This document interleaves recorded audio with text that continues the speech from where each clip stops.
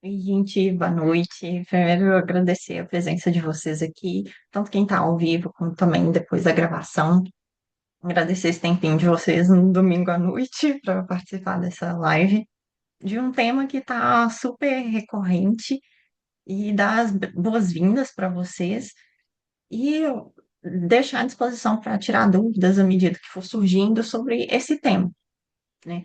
E essa é a minha visão, tanto como nutricionista, como farmacêutica, isso traz um olhar bem abrangente que eu quero explorar nessa apresentação, trazer alguns pontos, discutir e também tirar dúvidas. Então, só retomando aqui, me apresentando, meu nome é Ana Luísa Leite, pode me chamar de Anu Nalu. A minha jornada acadêmica, né, na área da saúde. Primeiro me formei em farmácia, depois em nutrição, fiz mestrado em nutrição e saúde e também especialização na farmácia clínica. E atualmente trabalho como nutricionista, focando principalmente no emagrecimento saudável e no tratamento da obesidade. E deixo o meu contato na rede social para depois entrar em contato e tudo mais. Bom, quando a gente pensa nas tecnologias relacionadas ao emagrecimento, a gente pode pensar assim, o que que já foi feito com sucesso? Porque, querendo ou não, emagrecimento não é um tema de agora, né? Já tem muito tempo que se tem falado sobre isso. E quando a gente pensa nisso, a gente pode pensar, olha, a gente tem tanto intervenção dietética, programas de atividade física, até mesmo cirurgia bariátrica, e também tem os outros medicamentos que aqui no Brasil são aprovados para o tratamento da obesidade, como topiramato, sibutramino, orlistat. E agora, né, em alta, essa questão dos análogos de GLP-1. E a gente tem também várias outras tecnologias presentes ao longo desse processo, mas assim, a gente não ouve falar, querendo ou não, né, que ficaram para trás desde por ter efeitos colaterais que não eram interessantes ou até mesmo traziam risco, né, para a população.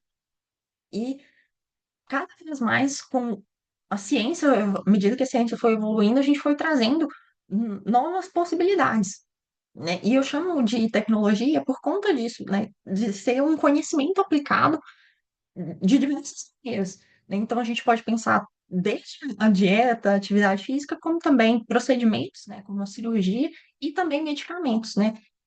E quando a gente pensa sobre esses análogos de NP1, o que que isso realmente significa, né? Então, eu trouxe algumas imagens sobre alguns que estão bem conhecidos, firme, né? Vamos dizer assim, que estão mais conhecidos na mídia, desde o Monjaro, o Ozempic, o Wegovy, quanto os mais antigos, o Saxenda, Zepbound.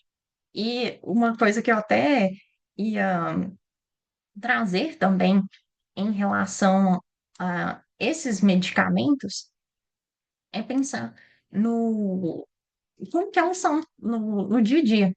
Quis trazer também um comparativo sobre como são essas canetas quando a gente pensa em tecnologia, o tanto que avançou, né? Porque a gente tem desde medicamento, como também essa parte dos injetáveis. Por que que a caneta também é uma coisa que é revolucionária nesse contexto? Quando a gente pega, por exemplo, imagina que isso aqui é uma ampola e a gente vai trazer, pedir para um paciente fazer a aplicação desse medicamento em casa.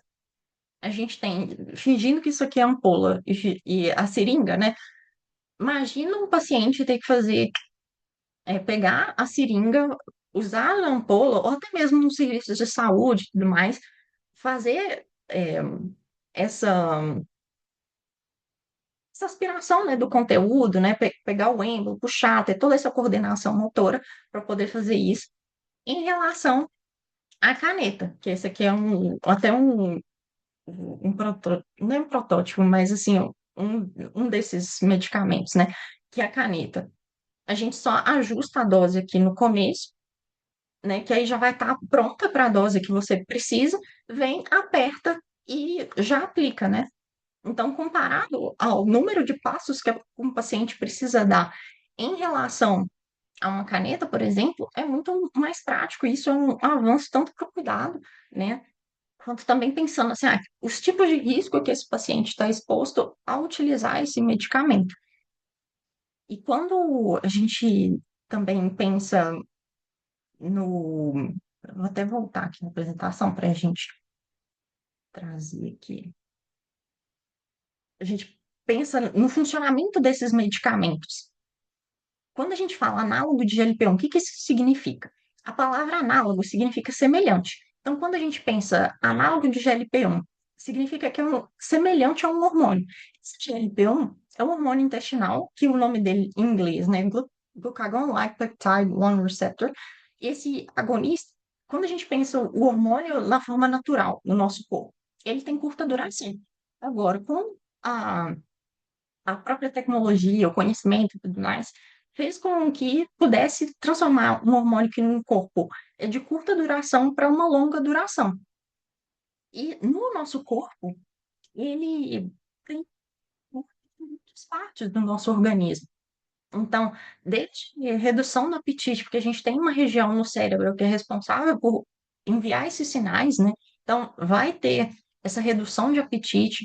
No pâncreas, a gente tem um aumento da insulina, no estômago tem o retorno do esvaziamento gástrico, então a comida fica mais tempo e demora para ir para o intestino.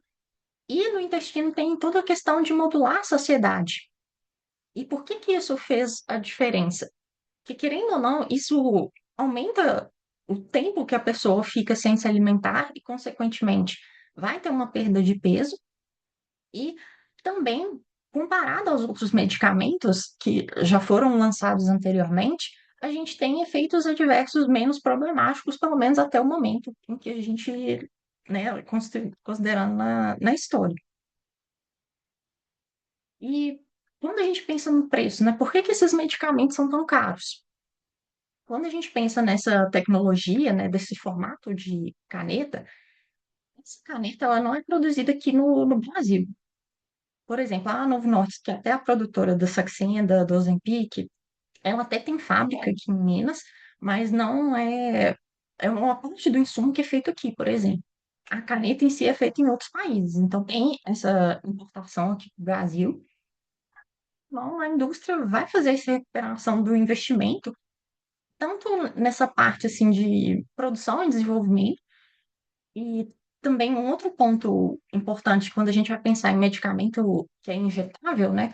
Para garantir a segurança desse medicamento, na parte de produção, a gente tem uma segurança, né, uma biossegurança em níveis mais complexos quando é comparado com um comprimido, por exemplo. E isso também encarece a produção.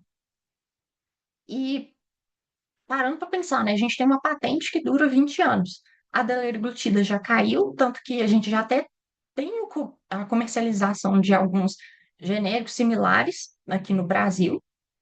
E também, nessa semana agora, inclusive, né, dia 20 de março, vai cair a patente da semaglutida injetável. E aí, com isso, o processo, né, para a produção de genéricos e também de similares fica possível, e isso é uma esperança para essa redução de peso. Então, quando a gente pensa na semaglutida, a gente tem também a versão de comprimido, só que ainda vai demorar um tempo, né, para que esse processo se torne mais barato. E quando a gente pensa também em genéricos, a partir do momento que a semaglutida injetável cair a patente, na previsão assim de 1 ou 2 anos, pelo menos assim, pela legislação brasileira, é garantido que o genérico tem pelo menos 35% a menos do preço comparado com o de referência. Então, isso é uma esperança para o futuro de diminuir um pouco os preços, mas também pensando assim, essa tecnologia da caneta em si não é necessariamente mais barata, mas quando, por exemplo, a parte dos comprimidos conseguir se desenvolver melhor, aí sim a gente tem uma esperança também de ter um menor custo associado com esses medicamentos. E quando a gente pensa assim, que esse remédio trouxe efeitos adversos menos problemáticos, mas querendo ou não, a gente continua tendo, né? Porque todo medicamento é uma balança entre riscos e benefícios. em que a gente quer que os benefícios superem os riscos. E nesse contexto de análogos de GLP-1, os efeitos adversos mais comuns relatados pelos pacientes são náuseas, vômitos, refluxo, constipação, queda de cabelo. Por quê? Quando a gente, quando eu mostrei aquela imagem, né, dos mecanismos de ação em relação ao GLP-1, quando a gente tem um retardo do esvaziamento gástrico, o alimento fica parado ali por mais tempo no intestino, ou no estômago, perdão. E isso aumenta a chance de ter refluxo, né, do alimento voltar. E também por ficar mais tempo ali na região gastrointestinal, mais chance de ter náusea, vômito, e até mesmo a questão da constipação, por ele ficar mais tempo ali circulando, vai demorar mais para ter evacuação. Então, por isso também que quando a gente vai pensar assim, olha, o que que é importante de prestar atenção em termos nutricionais? A gente observar a frequência das refeições, né? Dependendo do caso, vai ser importante fazer a alteração da frequência, aumentar ou diminuir, dependendo de como está a resposta da pessoa. Também, quando a gente pensa em refluxo, por exemplo, não é interessante comida apimentada. Então, vão ter certos tipos de tempero que não vão ser recomendados e outros que vão ser priorizados. Então, por exemplo, um gengibre, para poder lidar com essa questão de náusea, de vômito, isso pode ajudar.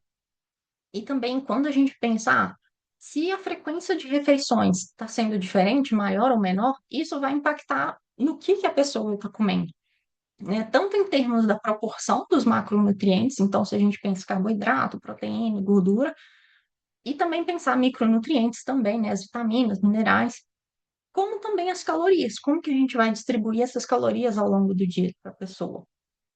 E pensar, né? Se a pessoa não está conseguindo atingir as metas dela nutricionais, a suplementação vai ser uma opção muito recomendada na maior parte dos casos, como também, né, sempre incentivar a questão da hidratação, pensando lá na constipação, isso vai ajudar também para tanto no funcionamento do corpo como um todo, mas também para diminuir efeitos adversos. E pontos também que é importante de ter de atenção em relação à alimentação são alguns nutrientes. Então, principalmente a parte de proteína, as pessoas têm consciência, né, que tem essa perda de massa muscular, porque se a pessoa come menos, ela naturalmente vai se expor a menos nutrientes. Então, um dos pontos que é mais discutido por conta da perda de massa muscular é a parte de proteína, que a gente tem, né? A gente vai considerando o peso da pessoa, a gente vai articular essa meta. Outro ponto muito importante, especialmente para as mulheres, né, que ainda menstruam, a parte de ferro, porque todo mês com a menstruação vai ter perda de ferro. E também, por consumir menos alimentos, e dependendo do que a pessoa consome, ela não vai ter tanto acesso, né, a quantidades suficientes que o corpo precisa de ferro, como também de cálcio, né, que está muito presente nos laticínios, o ferro muito presente, né, em alimentos de fonte animal, e também vitaminas do complexo B, né, principalmente as vitaminas B1 e B12. E quando a gente pensa, né, quando eu falei do efeito de queda de cabelo, para o nosso cabelo, por exemplo, ficar forte, bonito, sedoso, e tal, a gente precisa ter essas vitaminas numa quantidade muito acima, não só em nível de sobrevivência, ela precisa estar ali numa quantidade bacana. Só que se a pessoa está comendo menos, ela está se expondo menos, e com isso vai ter um estoque menor. Então, isso favorece também. E por conta da proteína, que também vai estar na parte da formação do cabelo, isso também vai influenciar. Então, são várias coisas, né, que estão envolvidas ali na alimentação que influenciam nessa questão dos efeitos adversos e também na própria funcionalidade, né, do corpo da pessoa. E quando a gente pensa, né, quais são as principais condutas que a gente precisa ficar atento, né? Monitoramento por exames e também fazer ajustes na alimentação. Então, observar, né, vai ser necessário suplementação?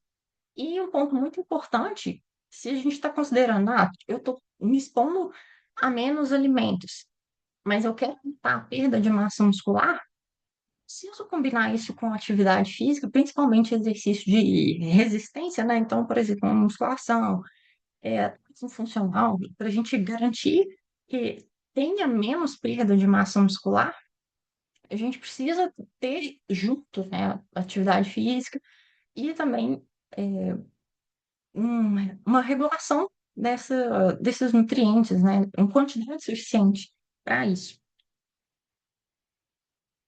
E quando a gente pensa assim, a gente evita que a gente engorde de volta, né? Como manter esse peso perdido? A gente muitas vezes pensa, né? Ah, eu preciso ficar preocupado com o peso, olhar rótulo de produto, preciso que a dieta tenha um déficit calórico, pensar assim, não posso comer um tanto de carboidrato, tenho que olhar, tem gordura, não tem gordura, eu preciso comer de 3 em 3 horas, não preciso, qual é o suplemento que eu tomo?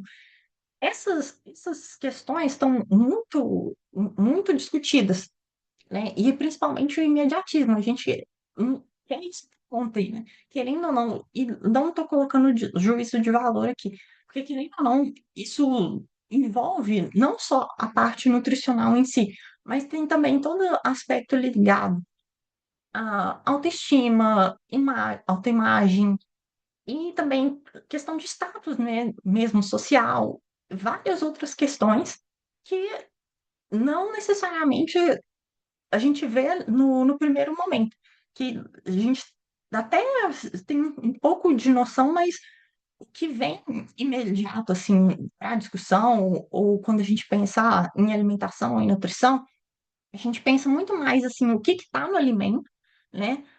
Em vez de pensar em como a gente come esse alimento, tá? Em qual contexto, ou por que que a gente come esse alimento, o que que a gente espera daquilo ali.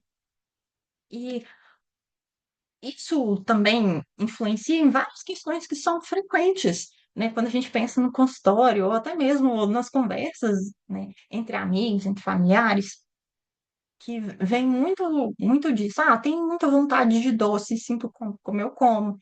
Fico beliscando comida o dia inteiro, não consigo comer bem de noite, ou tenho dificuldade de seguir dieta no final de semana, ou tenho paladar infantil, não tenho força de vontade, ou desconto as minhas emoções na comida, e a gente fica focado só em nutriente, ou só no peso na balança, no déficit calórico, olhar rótulo de alimento, essas questões ali se não são bem trabalhadas, fica parecendo que é só falta de vontade ou falta de disciplina, mas não é. Porque quando a gente vai além desses fatores, né, como se fosse o topo do iceberg, mas tem um fundo ali que tem questões muito importantes a serem discutidas. E querendo ou não, isso está se relacionado com como se manter esse peso perdido. Então, por exemplo, se a gente não olha para a questão hormonal, como que está os hormônios relacionados à fome e saciedade, como que está a relação com a comida, por exemplo, a qualidade do sono, como que é a dinâmica familiar, acesso a produtos e serviços, né, de saúde, de qualidade, né? A parte de autoestima, o que que a pessoa acredita sobre ela mesma, se ela é capaz de fazer, por exemplo, ela se sente capaz, por exemplo, de cozinhar uma refeição para ela, fazer marmita, ou como que a pessoa se organiza. Influência, o que ela influenciada em termos de quem que ela acha que é bonito, ou acha que é feio, ou se a pessoa que ela considera como referência, o que que aquela pessoa faz? Isso influencia na forma como ela se comporta? E isso tudo, né, o contexto cultural. Então, por exemplo, na região aqui de Minas, o pão de queijo, a feijoada, o feijão tropeiro, são alimentos importantes que fazem parte dos hábitos alimentares de muitas pessoas. E ignorar essas questões, isso é um tiro no pé quando a gente pensa como que eu vou manter o peso a longo prazo. Até mesmo, né, a relação com o próprio corpo, como que a pessoa enxerga, por exemplo, a atividade física, o que que ela tem facilidade, o que que ela tem dificuldade, qual que é o histórico que essa pessoa tem com dietas, se é um histórico ruim, ela vai ter uma resistência maior em seguir um plano alimentar, porque ela pode pensar assim, olha, se eu não consegui das outras vezes, por que que eu não vou, por que que eu vou conseguir agora? E não lidar com essas questões que ficam nessa parte de baixo aí do iceberg, isso dificulta muito a manutenção do peso ao longo do tempo. E até em questão de transtornos alimentares, né? Não só, tipo, anorexia, bulimia, mas também episódio de compulsão em que a pessoa não consegue parar de comer.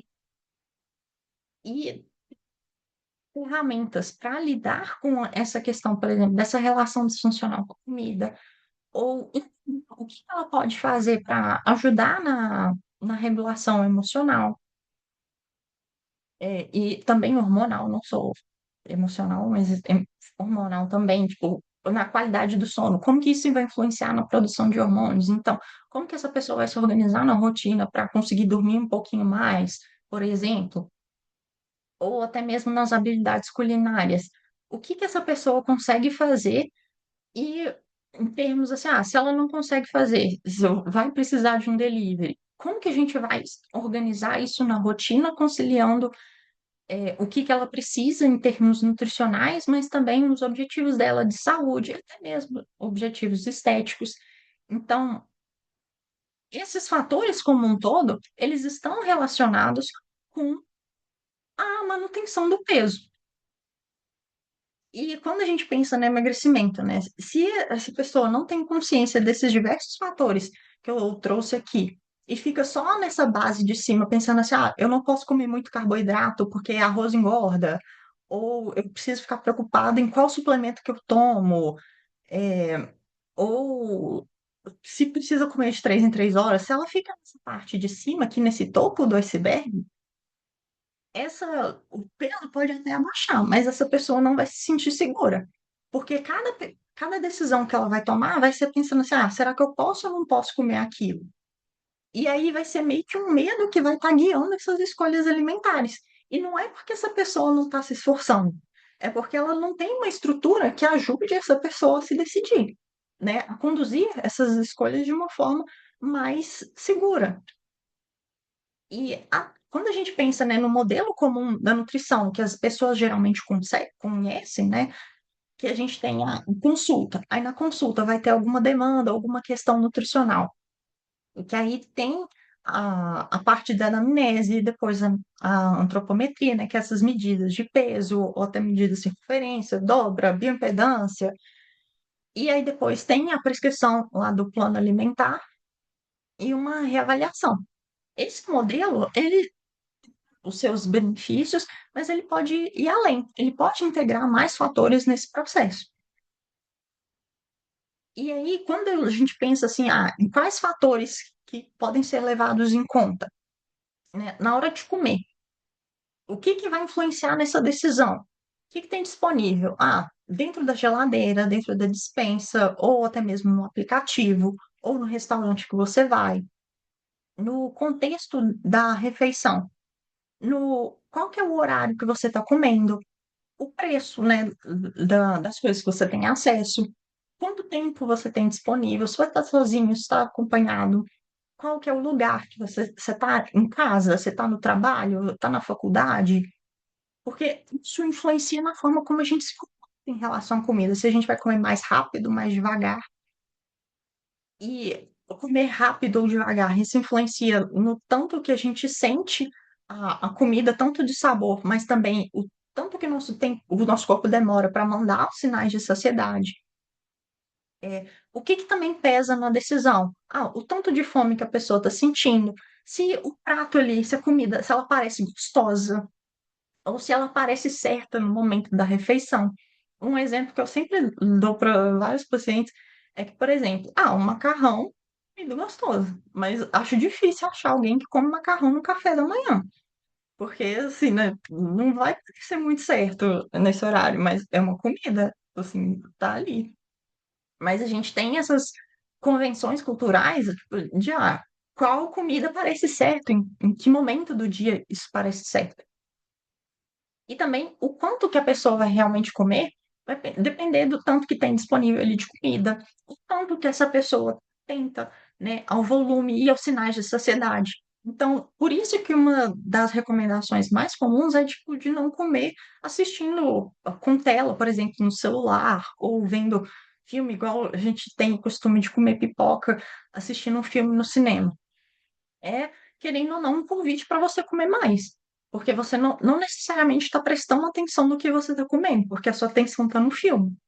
Então, por isso que existe também essa recomendação de não comer com telas junto, por exemplo, porque isso vai influenciar tanto que você vai comer. E essas várias coisas que eu fui falando, para muitas pessoas podem falar assim, nossa, é tanto detalhe que nunca tinha parado para pensar, porque querendo ou não, a alimentação faz parte do nosso dia a dia, mas a gente não chega a ter tanta intencionalidade para comer ou para observar o que a gente come. Não só o que a gente come, mas o como e o porquê.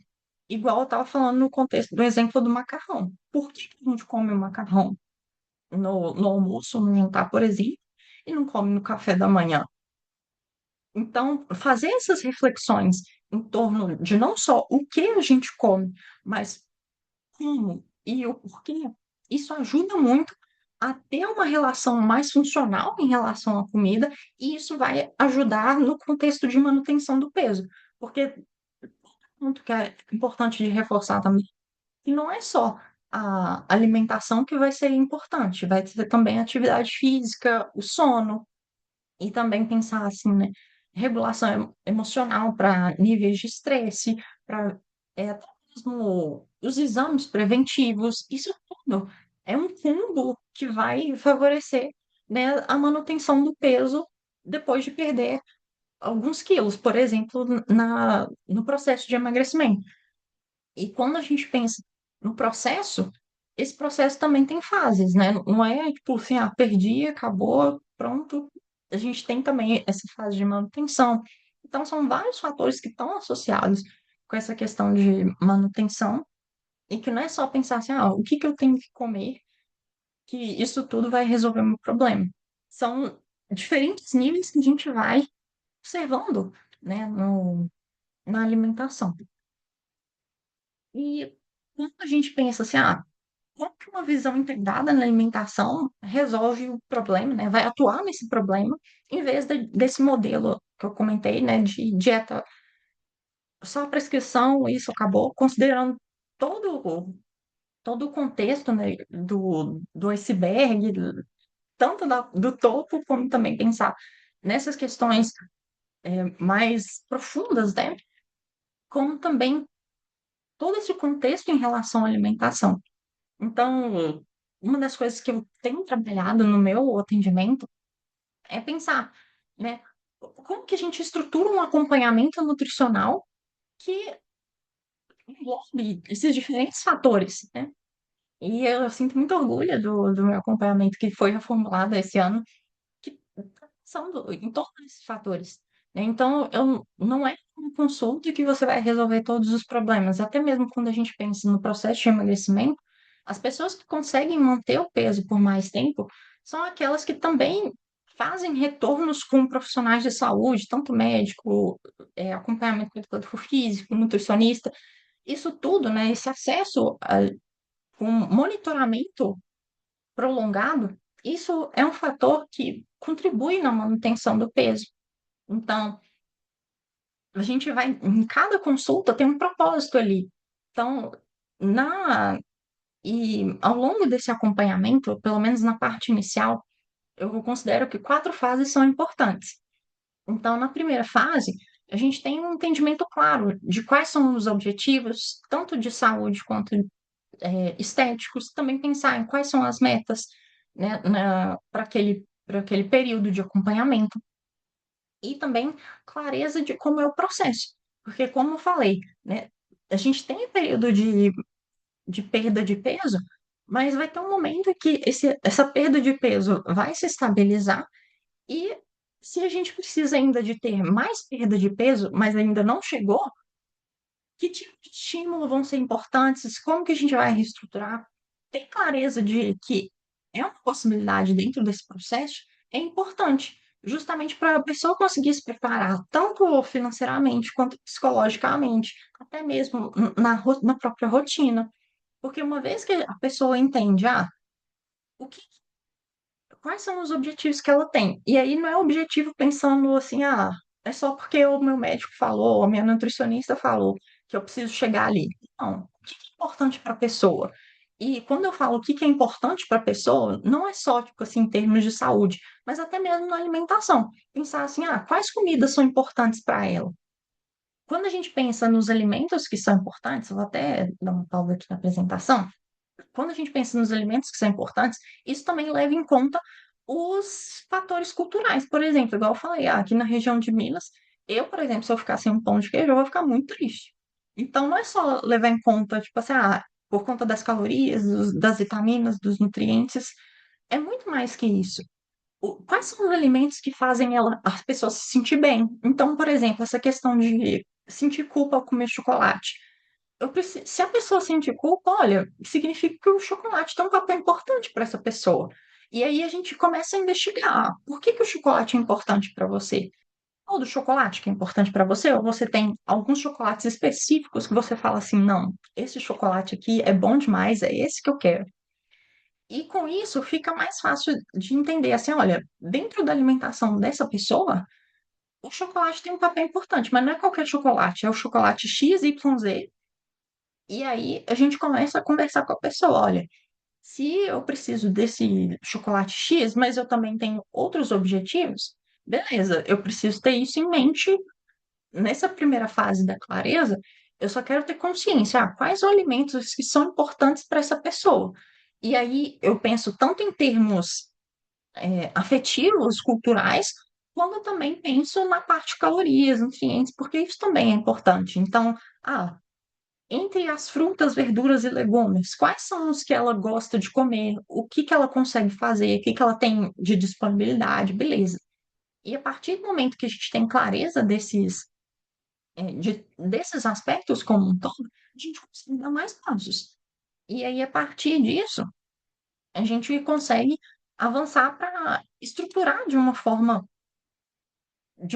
interessante, pensando assim, olha, quais são os objetivos dessa pessoa em termos de saúde, o que que ela tem acesso, por exemplo, no trabalho dela, ou em termos de recursos mesmo financeiros, o que que ela consegue comprar. E a partir dessa estruturação, que aí eu já tenho noção quais alimentos são importantes, tanto em termo afetivo como também nutricional, mas eu também estou pensando assim, olha, na rotina dessa pessoa, as possibilidades que eu tenho são essas. Então, como que a gente vai alinhar essas duas coisas? Isso tudo vai ajudar na terceira fase, para a gente pensar assim, olha, que tipo de decisão que é importante de fazer? Porque se dentro da rotina que eu tenho são essas possibilidades, e considerando todo esse aspecto que eu falei de nutrição, como também do que é importante em termos afetivos da pessoa, isso ajuda muito mais a ter uma decisão consciente, porque aí ela não vai decidir, tipo assim, porque, posso ou não posso comer aquilo? Não, eu sei que aquilo ali é importante para mim e eu sei as condições que eu tenho. Dentro dessas condições, isso aqui faz mais sentido. Então, é uma decisão totalmente diferente, baseada com muito mais segurança e muito mais alinhada com a vida que ela quer viver do que esse outro modelo antigo de ficar pensando assim, posso ou não posso comer, porque o médico falou, o nutricionista falou, a blogueira fitness falou aquilo ali. Então, a pessoa já tem muito mais autonomia e capacidade de fazer uma decisão que é mais estratégica para a rotina dela e mais informada, consciente, pensando assim, isso aqui está mais alinhado com a minha saúde ou com os objetivos estéticos, enfim. E isso possibilita muito mais autonomia, que a pessoa consegue, à medida que ela tem uma estrutura e surgir algum imprevisto, então, por exemplo, a pessoa está viajando, ou a pessoa vai mudar de casa, circunstâncias, porque imprevistos acontecem, né? A vida sempre tem altos e baixos, e à medida que ela tem uma estrutura, ela já sabe, olha, eu tenho essas possibilidades aqui. Nesse contexto, isso aqui funciona melhor, é o que eu consigo fazer. Então, essa autonomia possibilita agir e executar com uma certa independência. Mas isso também não significa que a pessoa está lá jogada. Essa autonomia também significa conseguir identificar quais momentos que ela consegue agir sozinha e tá tudo bem, e quais momentos essa pessoa vai precisar de ajuda. Então, nesse acompanhamento, né, eu sempre eu gosto de terminar falando assim: olha, você consegue agora agir com autonomia e tal, beleza, nessas circunstâncias. Agora, se aparecer um sintoma X ou, por exemplo, se a sua fase da vida mudou, então, por exemplo, uma mulher às vezes estava solteira antes, ou estava namorando, não estava pensando em ter filhos, mas agora ela chegou num ponto que ela quer engravidar. Isso já é uma mudança em que vai ter um nível de preparação diferente comparado a o que ela estava vivendo antes, porque as circunstâncias mudaram de uma forma muito significativa. Ou num contexto esportivo, por exemplo, eu agora tô, tipo assim, treino para 5 e 10. A preparação de 5 e 10 quilômetros é totalmente diferente da preparação para 21, uma maratona, um triatlon. São circunstâncias muito diferentes, que exigem um preparo diferente. Ou até mesmo quando a gente pensa para a mulher, estou começando a ter os sinais de menopausa, eu já estou vendo que meu corpo não está respondendo da mesma forma. Isso tudo mostra que o corpo está respondendo, já está num contexto diferente que aí precisa de reavaliação, porque o nosso corpo está em constante evolução e com isso a gente vai se adaptando de diferentes formas. E a forma como a gente responde, né, vai, à medida do estímulo que a gente dá para o nosso corpo, ele vai responder de forma diferente. Então, essas etapas, né, à medida que eu vou fazer meu acompanhamento com o meu paciente, nesse esquema aqui que eu estou mostrando, eu estou considerando um acompanhamento de quase 4 meses, em que vai ter uma média de 2 encontros por mês com esse paciente.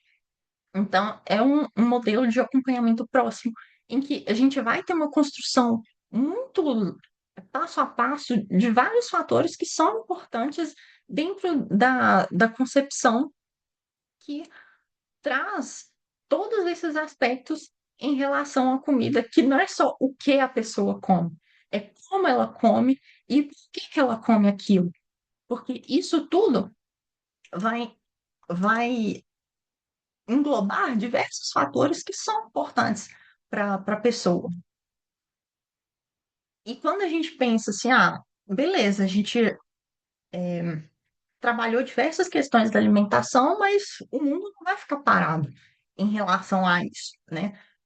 Quais que são as expectativas para o futuro? A gente ainda está no começo dessa jornada com esses medicamentos. A gente ainda não sabe quais vão ser os efeitos colaterais com o uso prolongado desses medicamentos. Porque atualmente se espera por alguns uso por alguns meses, depois um desmame gradual, mas tem se investigado a possibilidade de um uso contínuo, considerando que a obesidade é uma doença crônica, assim como a hipertensão, e diversas outras doenças que têm uso contínuo desses medicamentos. Então, tem que se investigar essa necessidade de uso contínuo e também a gente não pode achar que a indústria vai ficar, tipo, parada, observando que as pessoas estão comendo menos. Então, assim, ela não vai querer perder ganho financeiro. Então, devem surgir novos ultraprocessados, até mesmo para. Já tem alguns no mercado, por exemplo, suplementos, ou até mesmo alimentos com porções menores, voltados para esse público que está usando esses medicamentos. Então, assim, a gente vai ter uma resposta também da indústria alimentícia, considerando esse novo contexto. E também, querendo ou não, né, as dinâmicas sociais, né, com o uso, com mais pessoas utilizando esse medicamento, como que vão ficar os padrões de beleza, né? A gente está agora em temporada de Oscar. Hoje mesmo tem a cerimônia do Oscar. E que a gente vê as atrizes, principalmente porque é uma pressão muito grande em relação às mulheres, né, em relação à aparência, mas também existe para os homens.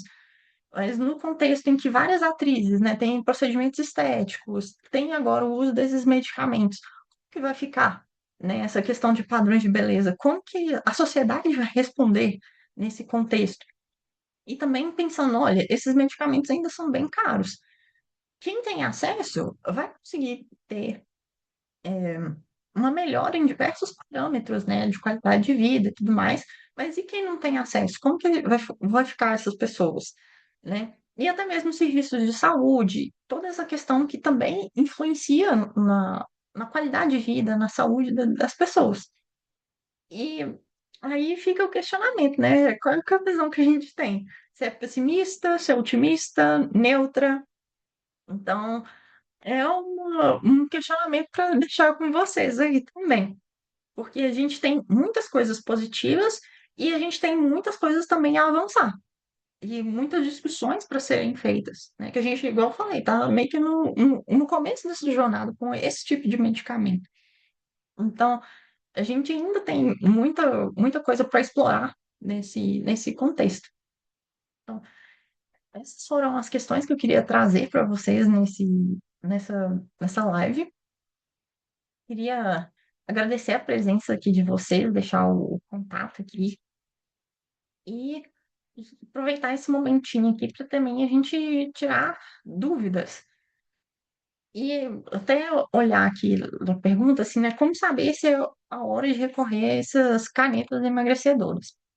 Então, no contexto assim de avaliação, não é só tipo olhar para o peso em si, é também pensar, ah, a gente tem questões que são importantes, a gente dentro das diretrizes do uso desses medicamentos, os prescritores vão observar, ah, essa pessoa atende esses critérios de indicação? Tem também o contexto dessa pessoa. Essa pessoa, ela vai conseguir ter acesso, vai conseguir pagar por essa medicação por um tempo? Porque não adianta nada também a pessoa receber a prescrição, mas se ela conseguir tomar só um mês e não conseguir sustentar aquilo, e não só tipo, o preço do medicamento, mas sustentar as mudanças em relação à alimentação, suplementação, se for necessário, atividade física, porque querendo ou não, a gente tem perda de peso, mas também tem uma perda de massa muscular se a pessoa não consegue fazer essa manutenção de atividade física ou fazer ajustes na alimentação de forma sustentável, talvez não vai ser. Por mais que a pessoa se encaixe nos critérios de indicação para esses medicamentos, pode ser que para aquele momento, com as condições da pessoa, pode não ser indicado, por conta das condições da pessoa, mas não por conta que a pessoa não se encaixa naqueles critérios. E aí, também fazer um trabalho de pensar assim, olha, um trabalho de preparação também, né? Já começar a instalar alguns hábitos, né? Melhorar a hidratação, qualidade do sono, conseguir fazer mais atividades físicas, principalmente pensando em força.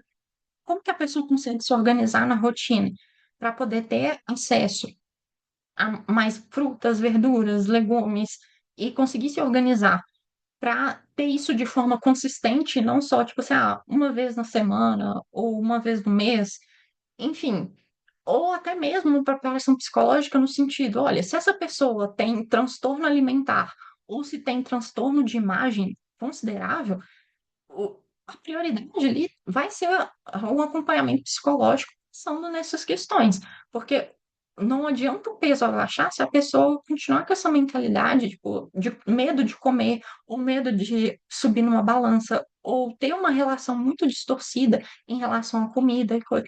Então, tem diversos parâmetros que o prescritor vai levar em conta na hora de fazer a prescrição. Pelo menos, idealmente, é, é o que se deseja.